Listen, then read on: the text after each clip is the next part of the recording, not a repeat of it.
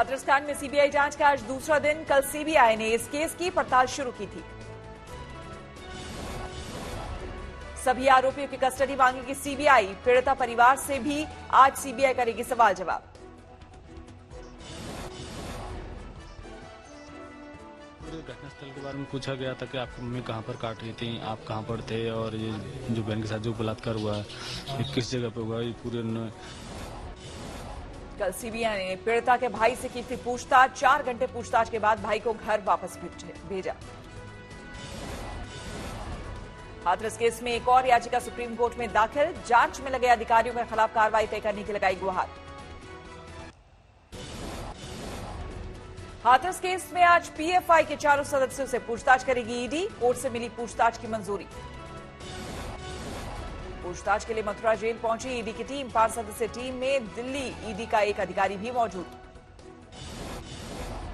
14 दिन की न्यायिक हिरासत में मथुरा जेल में बंद है चारों पीएफआई सदस्य। पूछताछ के बाद कोर्ट से चारों की रिमांड मांग सकती है ईडी। पीएफआई को फंडिंग के मकसद के बारे में ईडी मसूद से कर सकती है सवाल। साथ ही इलियास से संबंधों और हाथरस जाने पर भी हो सकते हैं सवाल जवाब।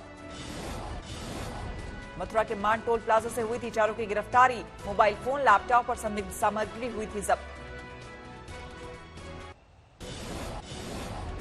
आज बीजेपी के बिहार चुनाव में प्रचार को लेकर बड़ी बैठक में पीएम मोदी, अमित शाह और जेपी नड्डा समेत दूसरे स्टार प्रचारकों की रैली की रूपरेखा होगी तैयार। केंद्रीय गृह राज्य मंत्री नित्यानंद राय का विवादित बयान, महागठबंधन की जीत को आतंकी कनेक्शन से जोड़ा। नित्यानंद राय पर तेजस्वी यादव का पलटवार, कहा बेरोजगारी के आतंक पर क्या कहेंगे केंद्रीय मंत्री। बिहार के पूर्व डिप्टी सीएम और आरजेडी नेता तेजस्वी यादव नामांकन भरने पहुंचे। राघोपुर सीट से भर रहे हैं पर्चा। पर्चा भरने से पहले तेजस्वी ने मीडिया के सामने छुए मां राबड़ी देवी के पैर। मां राबड़ी ने दिया सीएम बनने का आशीर्वाद। महाराष्ट्र में मंदिर खोलने पर चिड़ी महाभारत, पीएम मोदी तक पहुंची एनसीपी सुप्रीमो शरद पवार ने लिखा खत।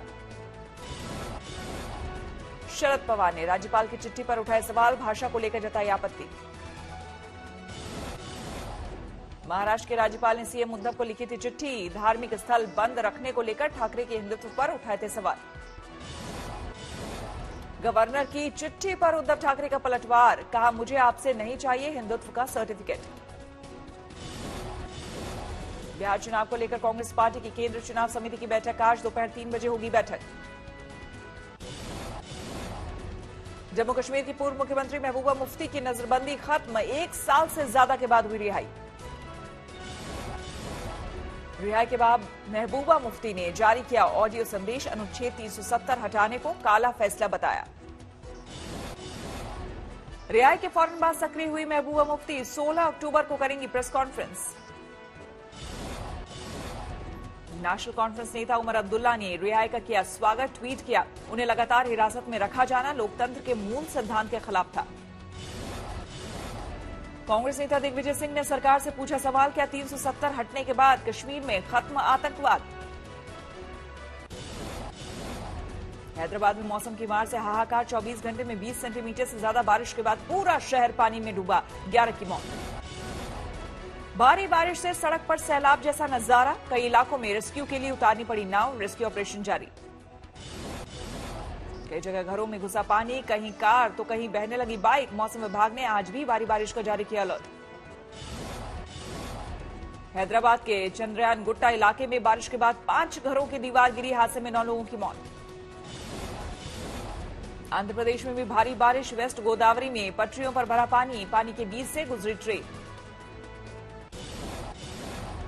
बारिश के तेज बहाव में डिब्बा बन गई गाड़ियां। सड़कों पर पलटी दिखी। सड़क पर बह रहा है तेज पानी। रास्ते में फंसे लोग, सड़क पर पैर रखना मुश्किल। इलाके से विधायक और एआईएमआईएम नेता अकबरुद्दीन ओवैसी प्रभावित इलाके में पहुंचे, हालात का लिया जायजा। केंद्रीय गृह राज्य मंत्री जी कृष्ण रेड्डी ने लोगों से एहतियात बरतने को कहा। विपक्ष ने टीआरएस सरकार पर नाकामी का पूरा ठीकरा। भारी बारिश की वजह से बीआर अंबेडकर यूनिवर्सिटी की परीक्षाएं स्थगित। आज और कल होने वाली परीक्षा आगे के लिए टली। देश में पिछले 24 घंटे में 63,000 से ज्यादा कोरोना के नए मामले सामने आए। 72 लाख के पार हुआ कुल आंकड़ा। पिछले 24 घंटे में देश भर में कोरोना से 730 मौत, मरने वालों की कुल संख्या 1,10,000 से ज्यादा।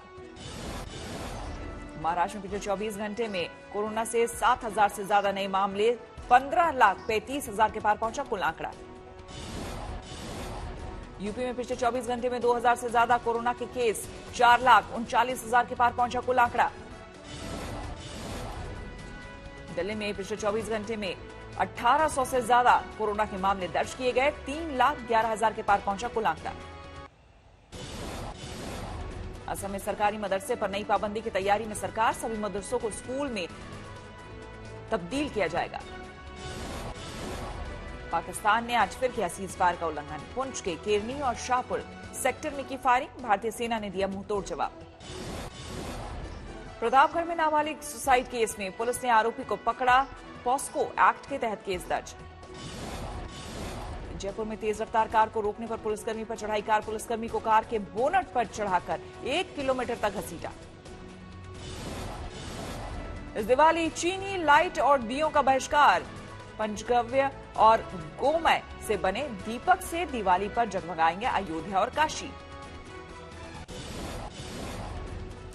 आईपीएल के 29वें मैच में चेन्नई सुपर किंग्स की जीत, हैदराबाद को 20 रनों से हराया।